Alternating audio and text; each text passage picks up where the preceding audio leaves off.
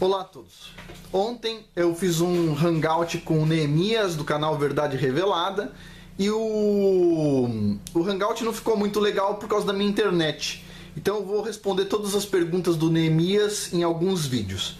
Então a primeira pergunta que ele me fez foi: por que eu não acredito que a Terra tem 4,5 bilhões de anos e sim em torno de 6 ou 7 mil anos? E a resposta é muito simples. Principalmente pela falta de estudo e a falta de interesse em estudos sobre a constante de decaimento radioativo do urânio 238. O que é isso? O urânio 238 ele é um elemento radioativo, então instável, que ele vai buscar estabilidade se convertendo no final de uma cadeia de decaimento radioativo em chumbo. Então ele vai sair do urânio e vai virar um chumbo, tá? Com uma determinada estatística, em 4,5 bilhões de anos. Ou seja, em 4,5 bilhões de anos, metade de uma quantidade de urânio vai se tornar uma determinada quantidade de chumbo, vai ter decaimentos para outros elementos e tudo mais, mas basicamente é isso. E essa constante diz que o chumbo sofre esse decaimento radioativo em 4,5 bilhões de anos. Ou seja, 4.500 milhões de anos. Então, assim, o que isso significa? Isso significa que, vamos imaginar um carro, ok? Um carro. Eu viro para vocês e digo o seguinte: um carro vai viajar 100 km por hora durante 1 hora. Você acredita? Ok, acredita, eu também. E se eu falar o seguinte: mas esse carro vai fazer uma viagem longa e ele vai viajar continuamente a 100 km por hora durante 10 horas. Você acredita? Eu acredito. É difícil, mas dá. E se eu virar para vocês e falar que esse carro vai andar 100 km por hora continuamente, sem variar nem para mais nem para menos, durante 1000 horas? O que vocês acham? Difícil, hein? Já tá um pouco difícil. Tem mecânico, tem gasolina, tem que pôr gasolina, puxa, precisa de um monte de aparato pra gente conseguir fazer isso. Mas e se eu falar pra vocês que esse carro vai viajar 100 km por hora constantemente durante 1 ano? Ops, já começou a ficar mais difícil de acreditar, né? Mas espera um pouquinho, esse carro não vai viajar durante 1 ano, ele vai viajar durante 10 anos. Puxa, 10 anos continuamente, velocidade constante, não importa se é 100 km por hora ou 10 km por hora, mas vai ser constante a velocidade ao longo de 10 anos, ele não vai dar nenhuma paradinha. Você acredita? 10 anos. Acredita? Ok. Vou fazer diferente. O carro pode estar andando até devagar, a 10 km por hora ou 1 km por hora, mas ele vai viajar com a mesma velocidade constante durante 1000 anos. Uau! Alguém tem que nascer dentro do carro, tem que trocar piloto, tudo. E a gente vai garantir que 1000 anos, que tal? Ah, já não dá para acreditar? Ah, mas vamos aumentar a aposta. 10 mil anos, constante. Hã? Não dá para acreditar? 100 mil anos. Quem dá mais? 1 milhão de anos. 1 milhão de anos com velocidade constante. Não, melhor. 10 milhões de anos. Não, melhor. 100 milhões de anos. Não, mais. 1 bilhão de anos. Não, melhor. 4 bilhões de anos. Pergunta: se eu falar para vocês que eu vou medir a velocidade do carro com um radar agora e deu 35 km por hora, e eu falar para vocês o seguinte: eu vou fazer uma conta de quantas voltas esse carro vai dar na Terra, porque eu acredito que com a minha medida instantânea que eu estou fazendo agora, eu vou acreditar que esse carro vai andar de forma constante com a mesma velocidade nos próximos 4 bilhões de anos. Você acreditaria? Tipo, você percebe que isso é um exercício de criança? Não é um exercício de gente séria? Não é um exercício de um cientista? Vamos lá, vamos supor. Você vai falar o seguinte pra mim: beleza, Afonso, mas tem um problema. Não é um carro, a gente tá falando de um elemento químico, certo? Ponto número 1. E ponto número 2. Não tem como a gente fazer essa medida 4 bilhões de anos atrás, 3 bilhões, 2 bilhões. E a resposta é, eu concordo. Só que o que eu não concordo é o seguinte, como alguém pode pensar, é um elemento químico. Um elemento químico, ele tem propriedades físicas diferentes em temperaturas diferentes, pressões diferentes, campos magnéticos diferentes.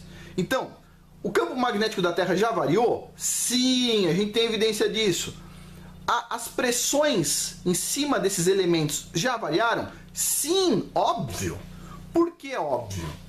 Vamos lá.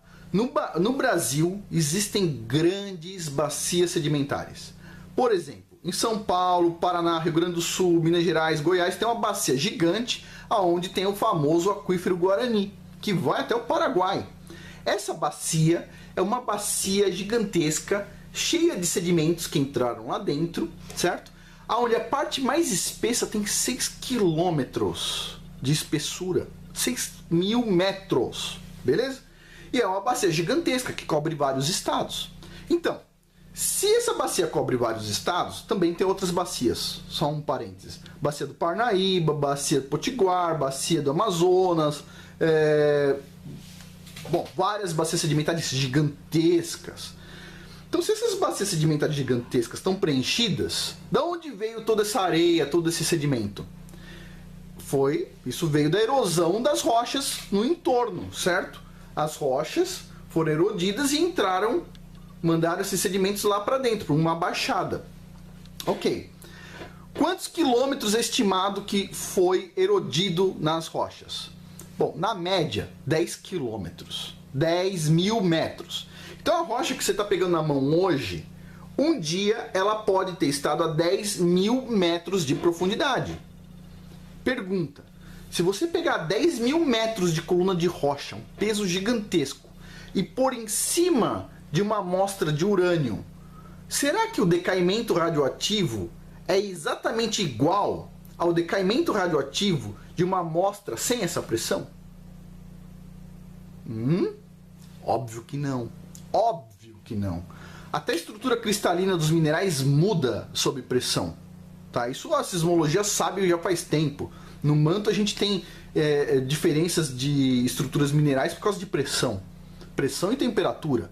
Então, se a temperatura varia, até porque as camadas geológicas estão em profundidades diferentes, né, hoje e no passado.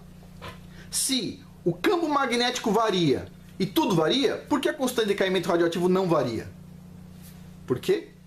Porque ninguém teve interesse. Porque eu aposto que se você tem condições de ir no laboratório e fazer medidas da constante de decaimento radioativo sob pressão. Pega uma amostra de urânio, põe pressão nela, uma pressão gigante, talvez de 1.000 metros de rocha ou 200, faz medições disso ao longo de anos, repete isso na década seguinte, repete isso na outra década, repete isso na outra década e vê se varia de década para década. Ah, variou? Desculpa, pessoal, não dá para usar geocronologia. Tchau, tchau. Mas não, o que a gente tem? O pessoal definiu. Isso está certo, isto não varia com pressão, não varia com temperatura, não varia com campo magnético. Joga fora tudo que a gente sabe de física e química. Nada varia com pressão, nada varia com temperatura, nada varia com nada, absolutamente nada. A gente vai definir essa constante como erro zero.